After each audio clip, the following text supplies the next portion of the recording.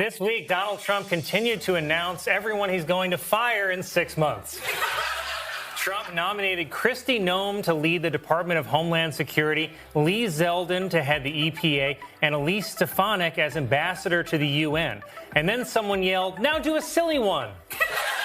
Melania Trump gave a rare TV interview this week in which she blamed Democrats for creating conditions that led to Trump's assassination attempts, which is ridiculous. When Democrats want to take out a presidential candidate, they get the job done. So, this is what happens when idiots run the show.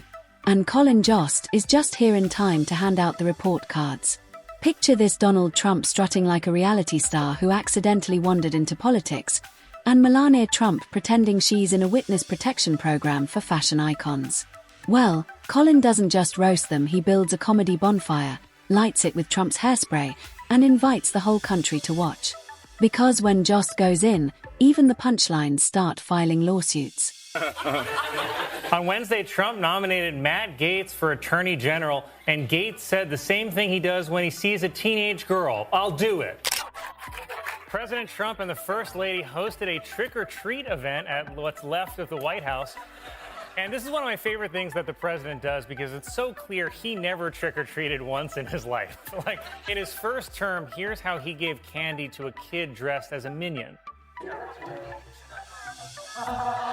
It's never a good day when Colin Jost decides to turn your marriage into a punchline. And for Trump and Melania, it's basically been a decade-long comedy residency they never signed up for. The moment Colin opened his mouth, it was like the Manhattan skyline collectively exhaled. Ago, at a rally, Donald Trump called Kamala Harris, quote, "a mentally disabled person." Just straight up. Which is amazing. I cannot believe that Trump admitted he lost the debate to a mentally disabled person about this election, because now he's just lashing out, hoping anything will work. Look. I could have been sunbathing on the beach. You have never seen a body so beautiful. Much better than Sleepy Joe. Finally, someone brave enough to say what everyone else was thinking, but with better hair and a Weekend Update desk to hide behind. Trump's world has always been a blend of luxury and chaos, a gold-plated tornado fueled by ego and spray tan. Trump finally released what everyone has been asking him to release. Nice. George Santos, the former Republican congressman who had pled guilty to fraud and something called aggravated identity theft, which I think is when you push someone into a closet and switch clothes with them, is now free and will face zero consequences. But Santos says that he's a changed man, and he even released a photo of his new prison body. The man could trip on a golf tee and still find a way to blame Joe Biden, the deep state, or a broken teleprompter. And Melania, she's the ghostwriter of every awkward silence in that relationship. Melania is just like, I guess that is how it's done. And then again this year, he did it to a kid dressed as DJ Marshmallow.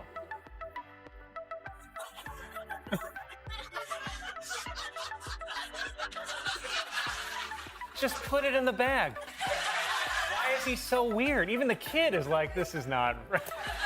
It's kind of an embodiment of his entire presidency, because it's just a violation of norms that no other president or person has ever conceived of. Like, who's ever thought, I should put the candy on the kid? Together, they've somehow managed to turn the American political stage into a live episode of The Real Housewives of Mar-a-Lago. So when Colin Jost decided to go in, it wasn't just a roast, it was a full-blown exorcism of political absurdity. He didn't need props, special effects, or Trump's signature I know words speech patterns. He had something better: pure surgical sarcasm. He painted Trump as a man who sees every scandal as a branding opportunity, a guy who could accidentally set fire to his own golf course and call it performance art. And Melania, forever caught between a smile and a scream. Jost's take on her was devastatingly accurate. Like someone who looks seconds away from Googling how to fake your own disappearance. Every appearance became a live performance of I'd rather be anywhere else. Talking about? You're saying you got a hotter body than Joe Biden? I'm starting to worry that bullet got a little more than just the ear.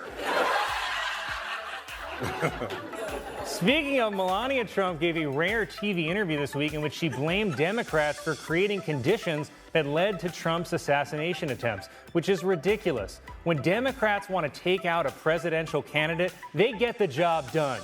The brilliance of Colin's humor is that it never needs to shout. He delivers jokes like his slicing sushi clean, effortless, and just sharp enough to make you wince before you laugh.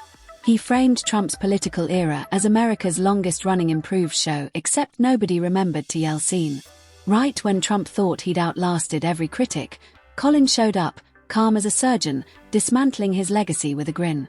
He exposed everything: the fake tan industrial complex, the best-ever speeches, the obsession with being loved by people he doesn't even like. And just when you thought the roast was over, Melania reappeared, the First Lady of selective participation. Jost described her like a screensaver: elegant, distant, occasionally moving, but mostly waiting for someone to hit escape. My favorite part, though, was when Trump and Melania made a grand entrance to this song.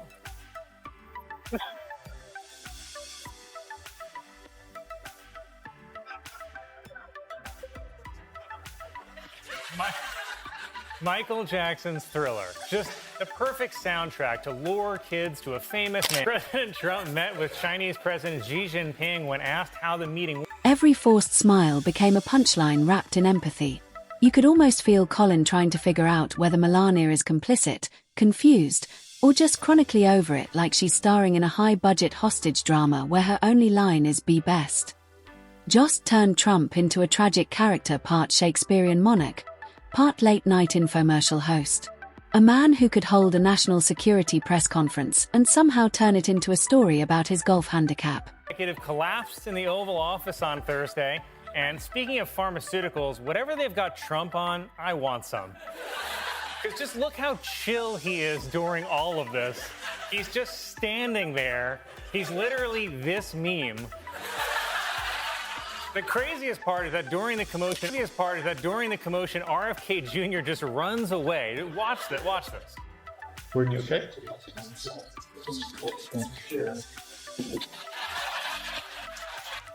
Just how suspicious is that? He joked that every time Trump speaks, Melania's soul tries to manifest a plane ticket to Slovenia.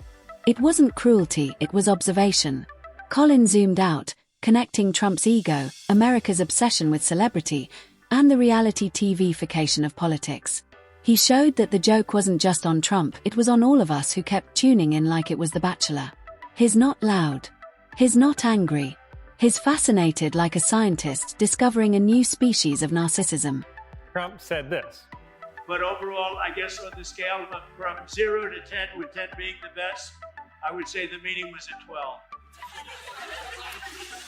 I guess Trump just wanted to show China we're still way worse at math.